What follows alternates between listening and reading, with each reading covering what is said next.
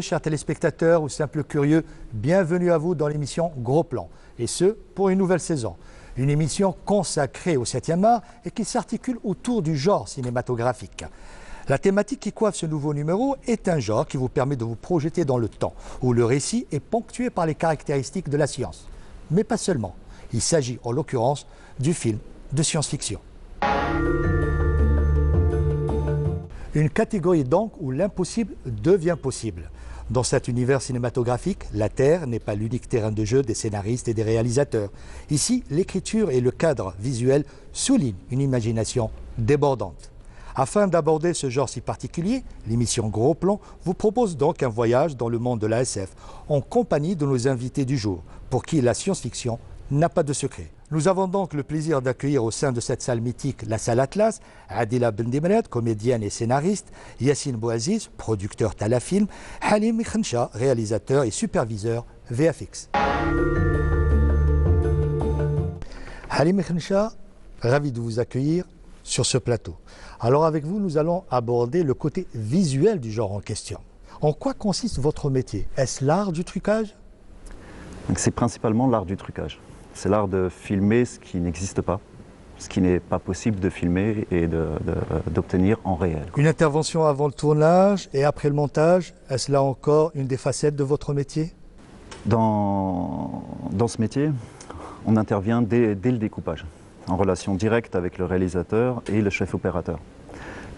On a besoin absolument de prévoir le plan, parce qu'il y a un côté très technique. Mais on doit pouvoir répondre à la demande artistique du réalisateur et ce qui est imposé évidemment par le scénario. Vous pouvez me parler de votre expérience dans le monde du cinéma? Sur Kindle. Sur Kindle. Ouais. Donc, c'était de donner vie à l'idée du réalisateur, de montrer ce personnage joué par Adila Bendimred qui passe d'un état d'une personne tout à fait normale, d'une simple mère de famille, et de basculer dans le monde du supernaturel. Mon travail, en suivant donc toujours l'idée du réalisateur, c'est qu'on reste dans quelque chose d'hyper-réaliste. C'était là le défi, justement, de ce film. La science-fiction comme mouvement d'anticipation. Êtes-vous d'accord avec cette formule? Ça peut l'être, tout à fait, oui. Ça peut être un mouvement d'anticipation. Et c'est d'imaginer, comme on disait tout à l'heure, finalement, c'est d'imaginer des choses qui ne sont pas encore, qui n'existent pas encore, des suppositions sur l'avenir. Oui, c'est tout à fait le cas. Ce seraient tous les films, toutes les dystopies, tous les films en dystopie. Soleil Green, enfin Soleil Vert en français, et tout un tas d'autres films de cette manière-là, qui particulièrement n'utilisent pas d'effets spéciaux. C'est là aussi que je voulais en venir. Vous avez beaucoup de films de science-fiction, c'est-à-dire qui abordent ce genre, qui n'utilisent pas du tout les effets spéciaux. Mais cela reste et cela demeure un film de science-fiction. Tout à fait, tout à fait. En fait, tout dépend du propos du réalisateur. C'est toujours le point de départ, c'est le propos du réalisateur.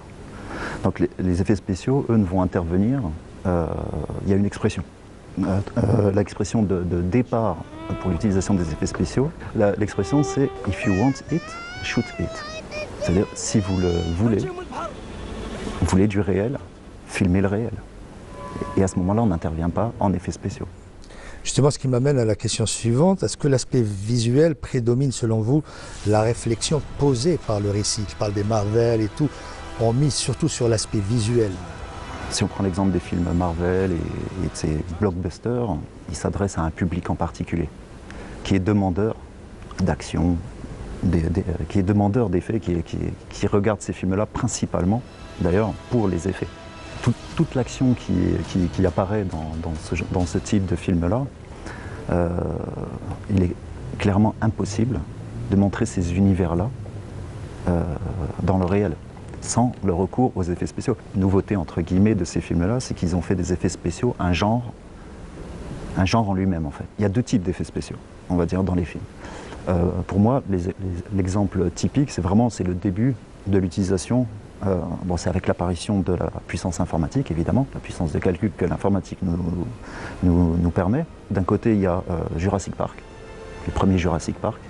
Mais c'est le film emblématique en fait du départ de l'utilisation massive des effets spéciaux pour raconter une histoire. Jurassic Park n'a pas grand-chose à voir avec X-Men et ainsi de suite. Et ces films-là n'ont pas grand-chose à voir, c'est une véritable histoire, il y a un véritable récit. Et d'un autre côté, à peu près juste après d'ailleurs, je crois, si je me trompe pas dans les dates, on a Forrest Gump, qui utilise massivement aussi les effets spéciaux. Pourtant, c'est pratiquement totalement invisible. Là, on arrive à la dernière question. Quel est, selon vous, le film référence dans le domaine des effets spéciaux, bien sûr? Là où on peut dire il y a un avant et un après. Pour moi, c'est dès le début du cinéma, on a Georges Méliès. Georges Méliès, c'est des effets spéciaux. Les techniques utilisées aujourd'hui avec l'informatique, comme je vous dis, ça n'est qu'un outil. En tant que technicien, je peux vous dire que c'est exactement les mêmes techniques. C'est l'outil qui a changé. C'est les techniques de matte painting, d'incrustation. Les incrustations se faisaient de manière optique à l'époque, de Georges Méliès par exemple. Aujourd'hui, l'outil, c'est l'informatique. Les caméras sont numériques. Donc, si on veut, les effets spéciaux ont toujours fait partie du cinéma. Toujours, à tout moment. Elles ont juste accompagné. Il y avait, c'est vrai, cette barrière des moyens techniques pour aller beaucoup plus loin. On a tout un tas de films. Bon, 2001, l'Odyssée de l'espace, il n'y a absolument aucun effet spécial. C'est le film de science-fiction, on va dire, référence, qui a remis la science-fiction, on va dire, sur le devant de la scène à ce moment-là. Mais il n'y a absolument aucun effet spécial. Adila Bendirmad, merci d'avoir accepté notre invitation et bienvenue à vous.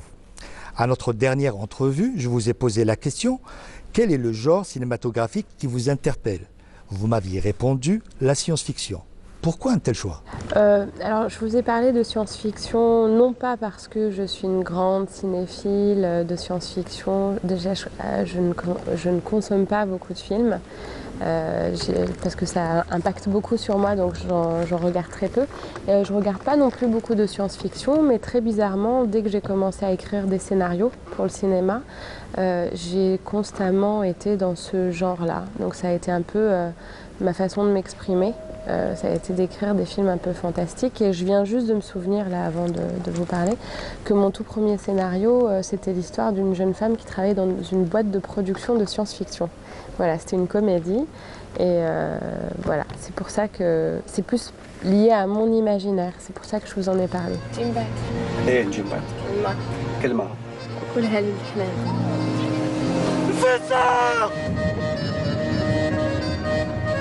انت هادو غير خريفات يخلعوا بها الناس وغير هادي اللي ما تصراش. On voit que les personnages féminins ont évolué à travers les films de science-fiction. De la femme dont on utilisait simplement, je dirais, la voix, le hurlement, que ce soit dans les films de science-fiction ou les films, je veux dire, d'épouvante. Dans les années 50 et, je veux dire, 40 et 50, c'était des films de série B. On est passé dans les années 80 avec des personnages forts. Des femmes qui prenaient en charge le devenir de la situation. Je parle de Alien, le 8e passager, le fameux lieutenant Ripley, Sigourney Weaver, dans Terminator, Linda Hamilton. C'est des personnages forts. Et plus récemment, je dirais plus récemment, il y a quelques années, Hunger Games, Divergente. Est-ce que la science-fiction n'est pas en train de devenir un refuge pour les grands rôles féminins? Alors c'est intéressant le mot refuge, comme si en fait la réalité ne nous permettait pas de rendre les femmes comme ça. Comme si, par exemple pour l'histoire de Qindil, je me pose souvent la question pourquoi j'ai dû passer par une métamorphose du personnage féminin pour en faire soit une super héroïne, soit un monstre avec des super pouvoirs, mais que ça devienne un peu entre guillemets une super nana, une super femme. Et j'ai été obligée de passer par le fantastique. Et je pense que c'est dû à une situation de mutation aussi des femmes dans la société, dans l'histoire. Et c'est aussi une manière de se projeter, de projeter ce que pourrait être la femme dans le futur, quelles sont aussi les possibilités pour la femme. Parce que c'est vrai que la science-fiction permettrait par exemple de créer des personnages féminins beaucoup plus intéressants, moins cantonnés à des histoires de femmes comme on les entend traditionnellement. Voilà, donc c'est une vraie solution et c'est au même temps, c'est toujours, je trouve, la science-fiction quelque chose de très poétique et de très politique en même temps.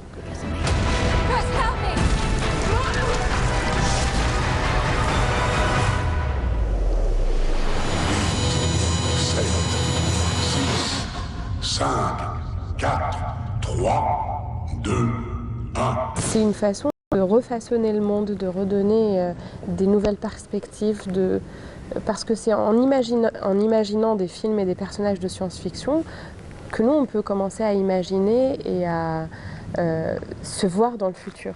Ce qui m'amène à la question suivante, la science-fiction comme mouvement d'anticipation. Oui. La mise en avant de la diversité culturelle, ce qu'on a pu voir à travers les séries. Là, je parle de la série Star Trek, où le premier personnage afro-américain, dans les années 60, c'était une nouveauté.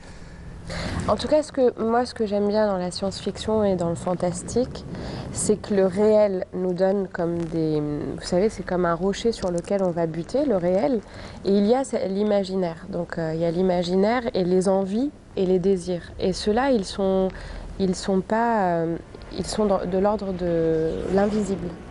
Et le surnaturel, la science-fiction, le fantastique va permettre de créer des liens entre ce réel et le désir et l'imaginaire. Et ça, c'est ce que j'appelle façonner le monde. Et quand on a ce désir-là de changer un peu le monde, je pense que le style de fantastique et de science-fiction est très proche. D'ailleurs, je trouve aussi que dans les scénarios et dans les films de beaucoup de réalisateurs et réalisatrices algériennes de ma génération, il y a bizarrement cet élan vers la science-fiction et vers le fantastique. Je les lis un peu. Pour moi, c'est lié. Et je crois que c'est dû aussi à une génération qui est née, qui était enfant dans les années 90 et qui n'a pas pu mettre des mots et des images sur une réalité et qui a eu besoin de la tenir, en fait, cette réalité. Et ça donne des scénarios comme, je pense à Amin Sidi Boumediene, je pense à Yanis Koussim, je pense à Dania Raymond, donc qui ont des films à venir et qui ont des façons comme ça. Il y a aussi Khaled Benaïssa dans son premier court-métrage. Il y a toujours quelque chose de l'ordre de l'invisible qui se lie au visible et c'est une façon de décrire son histoire et en tout cas de la prendre pour soi. Il y a plus de liberté à raconter ou à écrire un film de science-fiction de ce genre. Il n'y a aucune frontière. Oui, il n'y a aucune frontière. En tout cas, il faut réussir à s'affranchir et à se dire que ce genre nous permet, nous par exemple, je trouve que pour nous Algériens de maintenant, de notre époque maintenant, on a beaucoup d'images manquantes dans notre histoire, on a beaucoup de non-dits et aussi on a tout l'héritage des Mille et une nuits et des contes, c'est pas rien, c'est des contes politiques, poétiques et fantastiques et c'est un vrai héritage et on aime ça, il y a un plaisir à ça.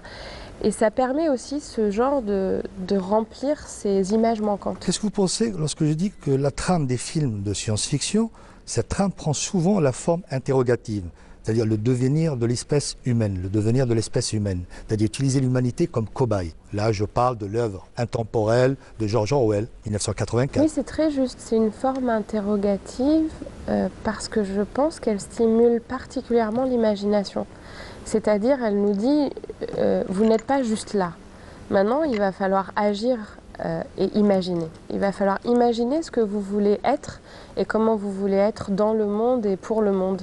Donc, c'est pas étonnant que ce soit toujours une forme interrogative et qui nous met un peu mal à l'aise et qui nous met dans une situation inconfortable et qui nous pousse en fait à imaginer l'avenir ou le présent, à l'imaginer autrement, à voir ce qui n'est pas visible, ce qui pourrait être, ce qu'on pourrait faire. Yassine Bouaziz, tout d'abord, merci d'avoir accepté notre invitation et bienvenue à vous. Je ne vous cache pas, en préparant cette émission, ou plutôt cette thématique, en questionnant les personnes évoluant dans le métier du cinéma, ils m'ont tous indiqué votre nom. Ils m'ont tous dit, si vous voulez parler de la science-fiction, il faut questionner Yassine Bouaziz. Pourquoi un tel engouement pour ce genre cinématographique? Merci de m'avoir invité. Écoutez, en fait, la science-fiction, c'est un engouement que j'ai eu très jeune, en fait. Pour vous raconter la petite anecdote, mes parents me poussaient à lire des lectures, disons, pour enfants. Et moi, j'arrivais pas à lire, à trouver un style qui me convenait. Donc pour eux, j'étais une cause perdue. Puis un jour, je prends un livre de science-fiction et je découvre un monde. C'était un livre qui parlait des voyages dans le temps. Et j'ai compris que j'adorais cet imaginaire-là, cet univers-là. Et donc, depuis que je suis tout gosse, je ne lis que de la science-fiction quasiment. Hein. Il m'est arrivé de lire autre chose.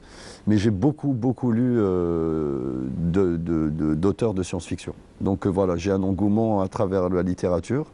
Et ensuite, bien sûr, à travers le cinéma. C'est la littérature qui vous a projeté dans le domaine du cinéma. Je parle du genre, bien sûr, de la science-fiction. En fait, c'est non seulement moi, c'est ce qui m'a permis de projeter ensuite dans le cinéma, mais c'est aussi la science-fiction a été projetée dans le cinéma à travers la littérature. La littérature, c'est la base de la science-fiction. En fait, tout a été écrit concernant la science-fiction, tout a été écrit dans les années 50-60. Tout ce qu'on voit aujourd'hui dans les films ou dans les séries, tout a été imaginé par des auteurs dans les années 50-60. Internet, les voyages dans le temps, les fins du monde, quelles qu'elles soient, la vie éternelle, les robots, tout a été écrit dans les années 50-60. Là, on va en parler, on parlait du mouvement d'anticipation en quelque sorte. Mais juste avant le mouvement d'anticipation, la question que je vais vous poser concerne les différentes facettes de la science-fiction. J'aime pas dire sous-genre, mais je parle de catégories. Il y a la catégorie l'Uchronie, c'est-à-dire basée sur un récit, c'est-à-dire la réécriture de l'histoire. On prend un événement et on lui propose une autre issue. À titre d'exemple, Le Maître du Haut Château de Philip Kendrick, plutôt le cyberpunk, le space opéra. Quelle catégorie ? Étant un grand fan de science-fiction, évidemment que je ne peux pas faire de choix entre un genre ou un autre. Pour moi, tous les genres se valent en science-fiction. Par contre, il y a un aspect qui m'intéresse, c'est quand la science-fiction se concentre sur l'humain. C'est-à-dire qu'au lieu de parler des technologies ou des avancées scientifiques, on parle plus de l'impact de ces technologies sur l'être humain.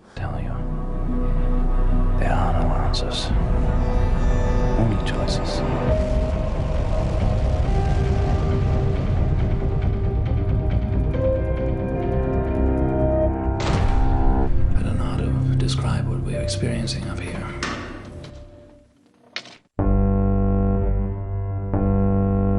Solaris, par exemple, c'est un très bon exemple. Ray Bradbury, qui est l'auteur de Fahrenheit 451, c'est un très bon exemple. C'est-à-dire comment ces avancées scientifiques impactent l'être humain à l'état individuel et aussi à travers la société. Et ça, je trouve que cette science-fiction-là est souvent empreinte de poésie. On voit souvent l'homme, par exemple l'homme qui part à la conquête de Mars. Ce qui est important, ce n'est pas la conquête de Mars elle-même, c'est l'homme face à la solitude, l'homme face à l'inconnu, comment réagit l'homme qui est détaché de sa mère patrie ou de la Terre. Moi, c'est ces aspects-là qui sont plus psychologiques, qui peuvent m'intéresser peut-être un peu plus que le reste. Mais sinon, tout le reste m'intéresse. J'aimerais revenir aussi sur... parce que vous êtes quand même l'un des pionniers en quelque sorte, producteur, je parle en tant que producteur, d'un moyen métrage de science-fiction. Je parle de cette passion que vous partagez avec un réalisateur que dont vous avez accompagné son travail. Je parle du premier moyen métrage qui était Al Jazeera, puis dernièrement un film qui a été, je dirais, qui a reçu de bonnes critiques, Abou Leila. Je parle de Amin Sidi Boumediene. Parlez-moi un peu de cette aventure Al Jazeera. En fait, c'est marrant parce que Amin Sidi Boumediene et moi, on s'est connus au CEM. CEM Shakib Khalil, et on était dans la même classe et on a commencé à se connaître en s'échangeant des nouvelles de science-fiction parce que lui aussi, justement, en classe, j'ai trouvé quelqu'un qui, comme moi, lisait beaucoup de science-fiction, donc on avait 14 ans et on a commencé à s'échanger des nouvelles de science-fiction et dont Ray Bradbury, qui est un de nos auteurs préférés, autant Amin qu'à moi. Et quand on a fait Alger demain, c'était en 2011, on a tout de suite voulu enchaîner sur un film qu'on appelait, entre lui et moi, un film ovni. C'est-à-dire un film, on voulait que personne ne comprenne. On voulait faire un film qui pose des questions plus qu'il ne donne de réponses, en fait. D'où ce bruit assourdissant que j'entendais quand je voyais un petit peu le moyen-métrage, était accompli par un bruit. Oui, voilà, parce que Al Jazeera, c'est un court-métrage qu'on a fait déjà avec nos propres moyens. On n'a eu aucune subvention, ni rien du tout. Et c'est un film qu'on voulait... alors voilà, c'est de la science-fiction, mais sans effets spéciaux. Oui. C'est ça qui nous intéressait aussi. Halim, on a parlé d'ailleurs. Voilà, c'est-à-dire aborder la science-fiction, mais sans mettre d'effets spéciaux qui sont couramment utilisés dans le style de la science-fiction. Et ça nous intéressait de faire un film qui pose des questions. En fait, on voulait que le spectateur, à la fin du film, sorte avec plein de questionnements dans la tête, au lieu que de lui prendre la main et de lui dire voilà la réponse à telle question, à telle question. Et donc cette passion qu'on a avec Amin Sidi Boumediene, c'est ce qui nous a mené à faire Al Jazeera. Et ensuite, on a enchaîné bien plus tard, enfin 5 ans plus tard, avec Abou Leila, qui n'est pas de la science-fiction, mais qui quand même aborde le côté humain. Thriller, si on peut dire thriller. Ce qu'il y a de bien avec Abou Leila, c'est que c'est un film qui est un film multigenre. C'est un film qui commence comme un thriller, qui ensuite s'enchaîne comme un road movie, et qui finit comme un film fantastique. On est dans du Christopher Nolan un petit peu. Bon, je ne pousserai pas la comparaison jusque-là, mais voilà, c'est un film où il y a plusieurs genres et qui finit comme un film fantastique. Donc il y a une petite touche comme ça de... Un clin d'œil. Voilà, un petit clin d'œil, effectivement. La trame des films SF prend souvent la forme interrogative, le devenir de l'espèce humaine en quelque sorte. En somme, utiliser la science-fiction comme un outil de réflexion. À titre d'exemple, je prends l'œuvre intemporelle de George Orwell, 1984, ou le film Solaris d'Andrei Tarkovsky, sorti en 1972. Est-ce que là, vous pouvez me dire quelque chose? Moi, j'aimerais remettre les choses dans leur contexte. La science-fiction, c'est un genre qui est lié aux avancées scientifiques. Les œuvres de science-fiction qui ont été écrites, disons, il y a des centaines ou des milliers d'années, c'était par rapport à des inspirations, par rapport à l'astrologie. Quand on a commencé à découvrir les étoiles et qu'on a commencé à observer les planètes, des auteurs se sont mis à écrire des histoires sur des gens qui voyageaient vers ces planètes. Donc, pour comprendre bien, George Orwell, 1984, à partir du moment où on parle de l'espèce humaine, c'est parce que réellement, dans la réalité, l'espèce humaine commençait à se voir comme une unité. C'est-à-dire, c'est les avancées technologiques qui ont permis ça. On a compris que l'espèce humaine était liée, les moyens de communication. Il y a eu l'invention du train, de l'avion. La révolution industrielle. Voilà, la révolution industrielle, c'est-à-dire qu'on a commencé à se déplacer plus vite, etc. Et c'est ça qui a permis à des auteurs comme George Orwell d'imaginer que le destin de l'humanité était lié, en fait, à toute l'humanité. Maintenant, pour répondre à... Enfin, si j'ai quelque chose à dire... Soulignons entre autres, le totalitarisme aussi. Alors voilà, justement, parce qu'à travers la science-fiction, quand on a une découverte scientifique, évidemment, on va voir les côtés positifs. Qu'est-ce que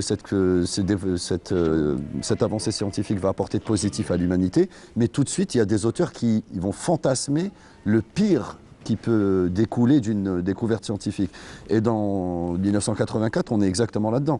Et Aldous Huxley aussi avait fait Le meilleur des mondes, qui est exactement dans la même trempe. C'est-à-dire qu'on va imaginer que les outils de communication, etc., n'ont pas que des bons côtés. Ça va aussi créer un esclavage de l'être humain, ça va créer un totalitarisme avec un monde qui va être gouverné par des personnes qui vont nous contrôler. Et tout ça, c'est des moyens technologiques, c'est des moyens scientifiques. Aujourd'hui, on le voit bien. Alors aujourd'hui, c'est encore pire. Avec Internet, avec les caméras qu'on a un peu partout sur les routes, avec la reconnaissance faciale, voilà exactement.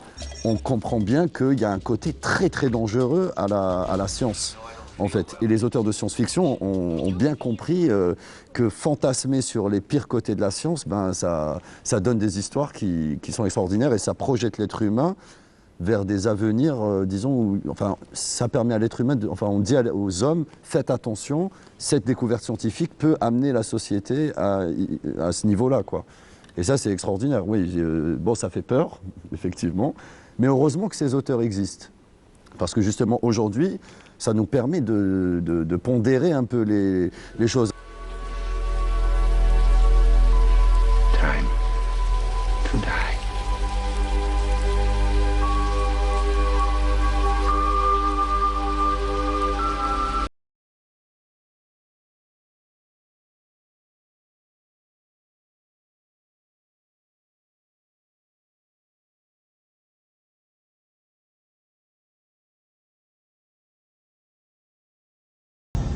Dans les films de science-fiction, le voyage à travers l'inconnu sera toujours de mise.